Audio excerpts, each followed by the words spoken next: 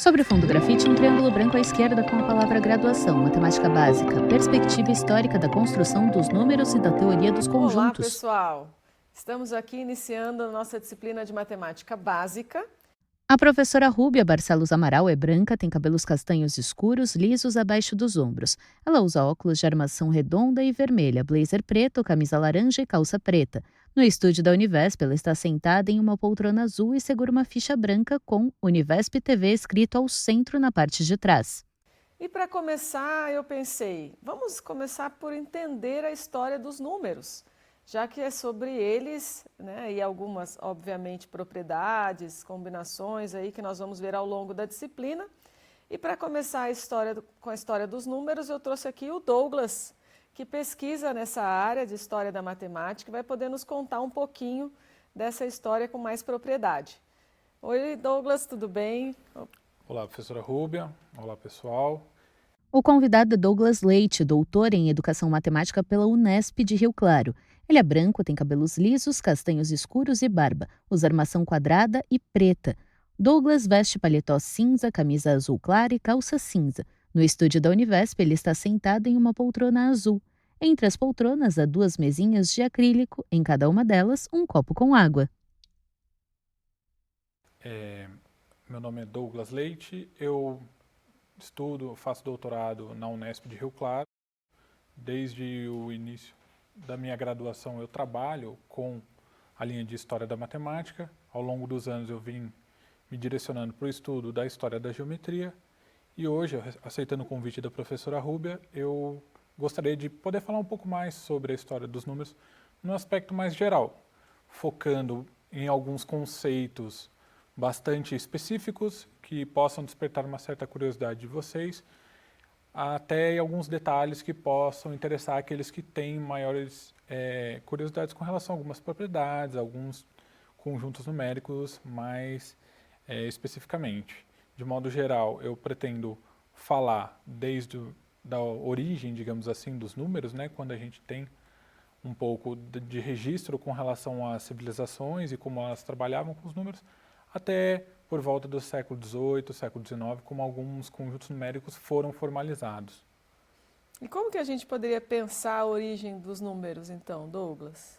Bom, Rúbia, é importante a gente entender que para falar dos números, para falar da história dos números, a gente precisa ter noção de que estaremos falando de povos de 3.000, 4.000 anos antes de Cristo. E para falar disso, nesse contexto, tomando um cuidado sempre que a gente não poder julgar ou olhar com os nossos olhos da nossa matemática atual como que a matemática era trabalhada por eles. Então, assim, entender como os povos de 4.000, 5.000 anos atrás trabalhavam com os números é entender que, para eles, os números faziam parte da comunicação daquele grupo, daquele povo que habitava uma determinada região. Então, a gente vai falar sobre a história dos números, a gente fala muitas vezes sobre a história da comunicação.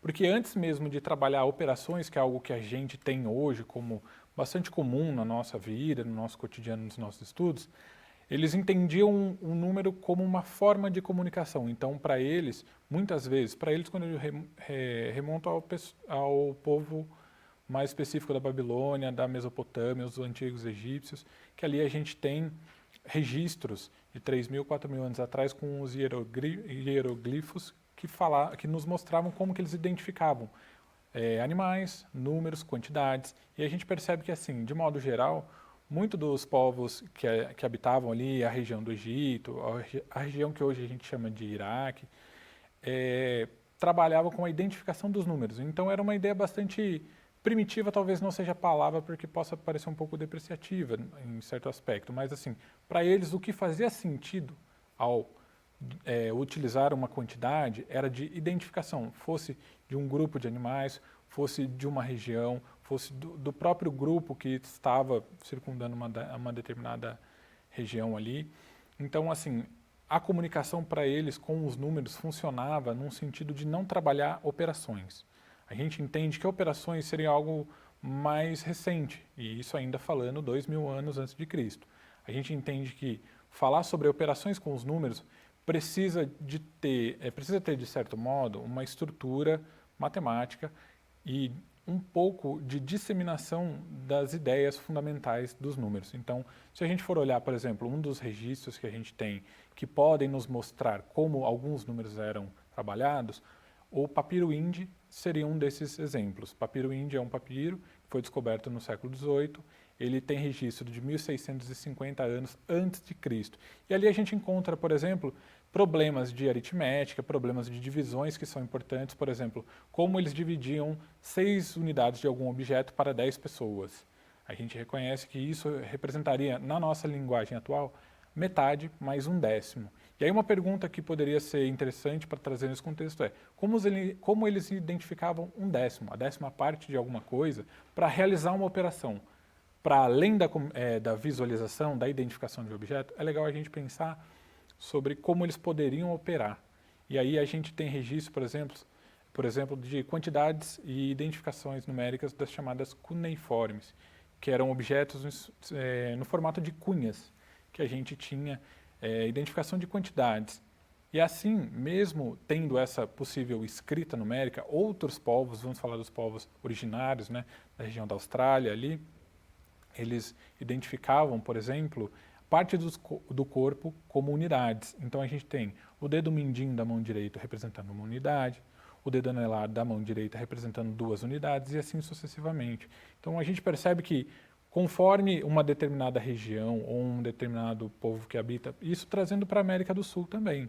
Eu tenho um colega pesquisador que trabalha com povos indígenas e ele me falou, no processo de me preparar para essa conversa, que no Brasil, assim como na Colômbia, alguns povos originários da América do Sul, eles não reconhecem números relativamente grandes, digamos assim, né? Vamos falar 10, 20. Esse tipo de nomenclatura ou de quantidade não faz sentido para a realidade deles. Eles se preocupavam muito mais em identificar um objeto, uma dada quantidade, com números mais específicos, 2, 3 ou 4. E aí, muitas vezes, acima desses números representava vários, era um conjunto maior. Então, de novo, a comunicação está muito vinculada à história dos números. A gente entender mais recentemente os números ou o processo de operação como a gente conhece, a gente pode voltar ao período dos gregos antigos, da Mesopotâmia. De novo, quando eu falo Mesopotâmia, a gente tem que entender que ali havia um intervalo de pelo menos 5.000 anos de povos que habitavam. Ali era uma região entre rios. Mesopotâmia significa entre rios. Era o rio Tigre e o rio Eufrates, que era ali hoje que a gente chama de Iraque e toda aquela região um pouco para cima do Egito. No Egito a gente tinha o rio Nilo e muito da matemática foi desenvolvida no contexto das cheias e das secas dos rios, para falar sobre áreas, para falar sobre regiões, territórios, e isso fez com que a matemática se desenvolvesse ali. Então, quando a gente vai falar, por exemplo, da matemática do povo egípcio ou dos gregos mesmo, ela está enraizada, de certa forma, com a ideia geométrica, a ideia de quantidades, a ideia de que um A ao quadrado, que a gente entende hoje com um símbolo algébrico, com um símbolo abstrato, para eles representava um quadrado de lado A. Então, o Teorema de Pitágoras, por exemplo, a professora Tatiana Roque fala que ele seria um teorema geométrico, que ele queria determinar uma dada região com um lado representando a medida de um quadrado e o outro lado a medida de outro quadrado. A soma das áreas desses quadrados representaria a área de um quadrado maior, que seria a hipotenusa desse triângulo retângulo. Então, assim, era muito fundamentado na geometria, nas dimensões. Então, alguns problemas aparecem falando sobre os conjuntos numéricos. Digamos assim, vamos falar dos números naturais, aqueles números que a gente tem mais propriedade e começa a aprender desde pequeno, né? Quando os pais vão falar sobre um número, dificilmente eles vão falar para você aprender a raiz de 2. Esses números naturais faziam sentido em um determinado período. Quando acontece esse tipo de situação na geometria dos gregos, os números irracionais, eles se tornam uma espécie de dificuldade ou um certo conjunto numérico que estava presente, mas eles não tinham uma identificação específica. Então, os gregos conheciam os números negativos?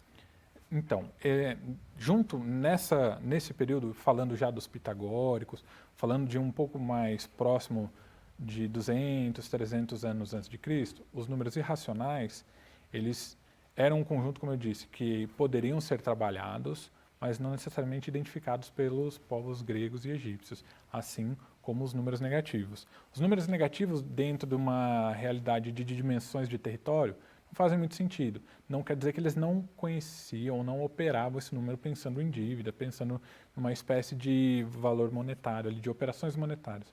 Mas dentro da matemática, e isso é algo importante para a gente sempre ter como referência, a matemática em si,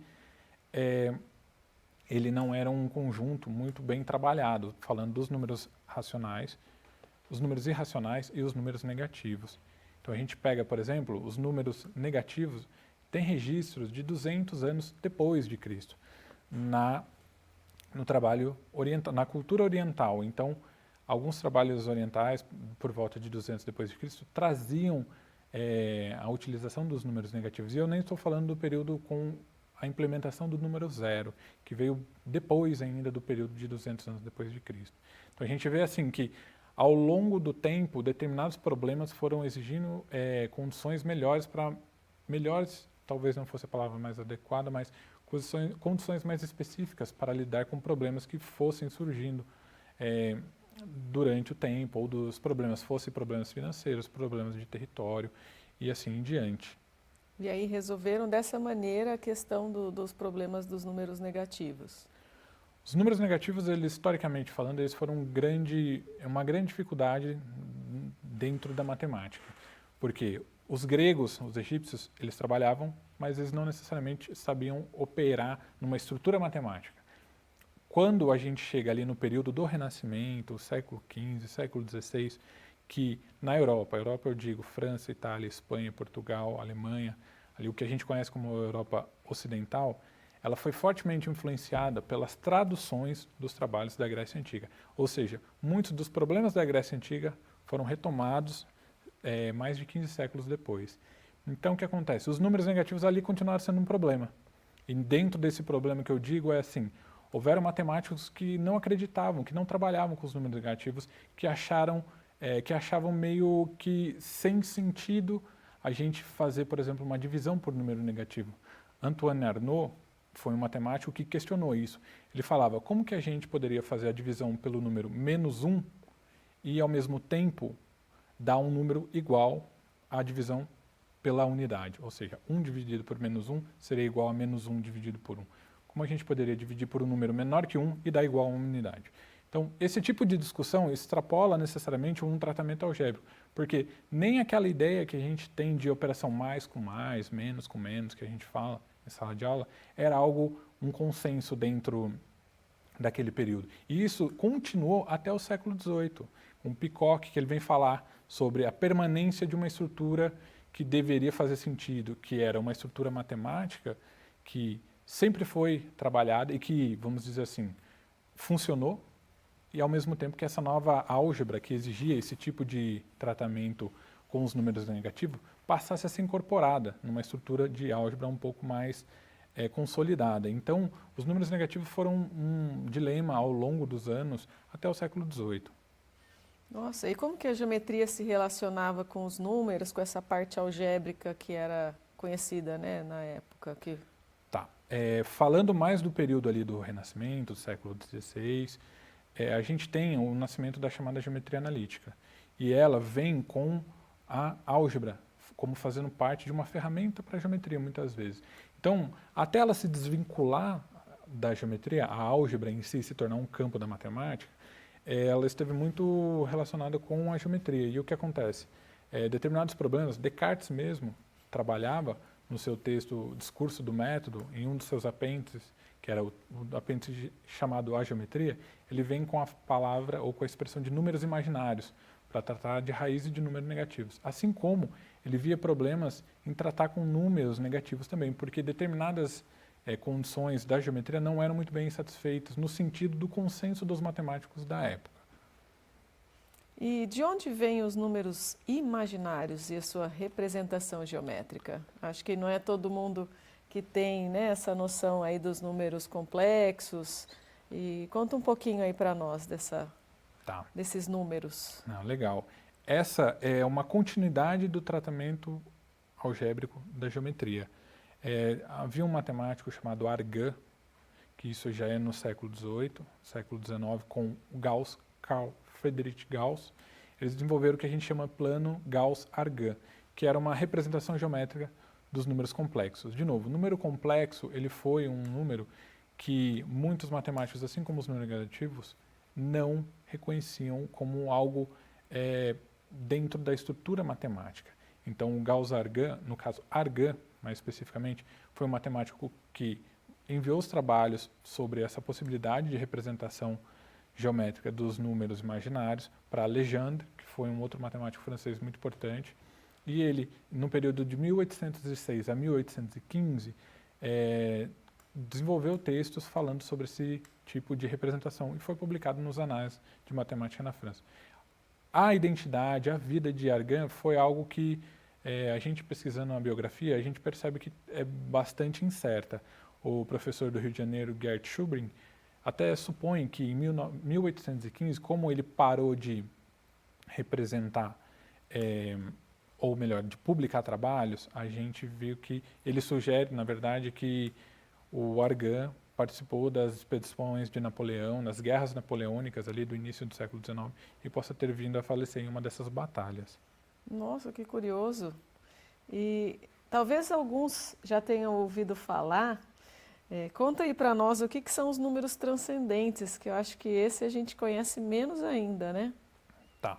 Então, assim, os números transcendentais, números transcendentes, ele faz parte de um conjunto de números bastante específico. Como eu falei lá no começo, o π poderia ser considerado um número transcendental.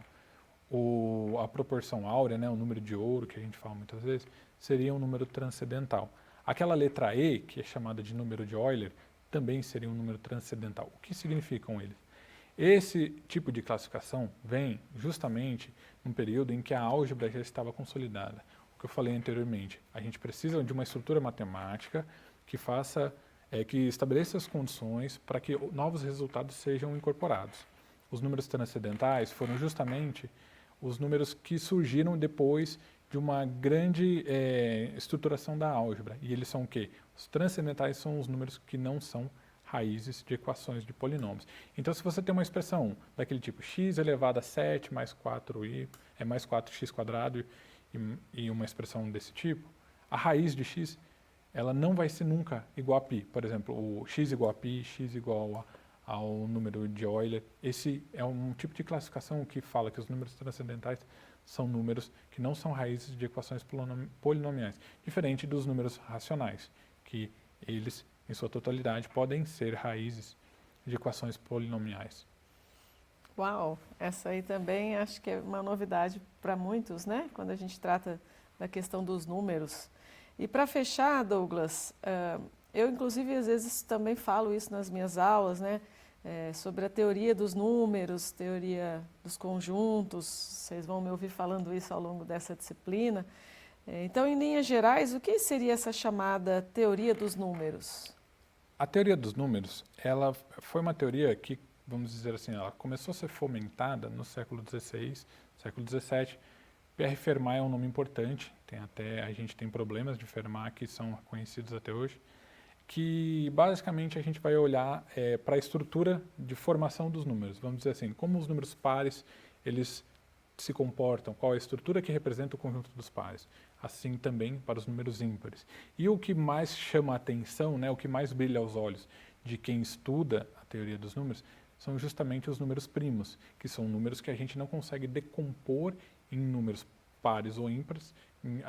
O nosso conhecimento estabelece que números primos são decompostos em números primos, e isso dentro da tecnologia tem um valor importante, porque o tipo de configuração de dados ou por exemplo, de uma chave ser organizada em números primos representa que existem poucas possibilidades de combinações numéricas que consigam chegar a um determinado código ou uma determinada criptografia numérica que muito provavelmente está relacionada aos números primos.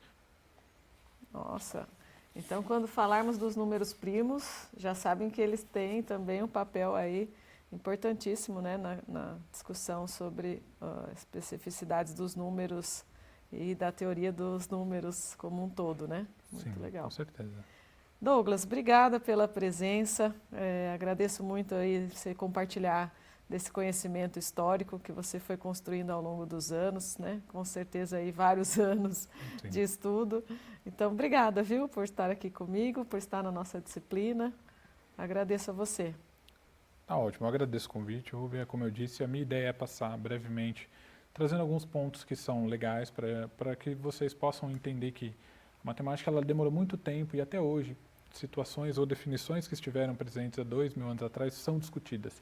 Então não é porque um conhecimento foi desenvolvido na Grécia Antiga que hoje a gente não dê continuidade a esse tipo de conhecimento e que ela, junto com a história da matemática, ela é bastante rica para quem tem interesse em lidar com campos que muitas vezes na graduação a gente não explora. Eu mesmo fui tendo cada vez mais interesse pela história da matemática justamente por trazer informações que estão para além da graduação.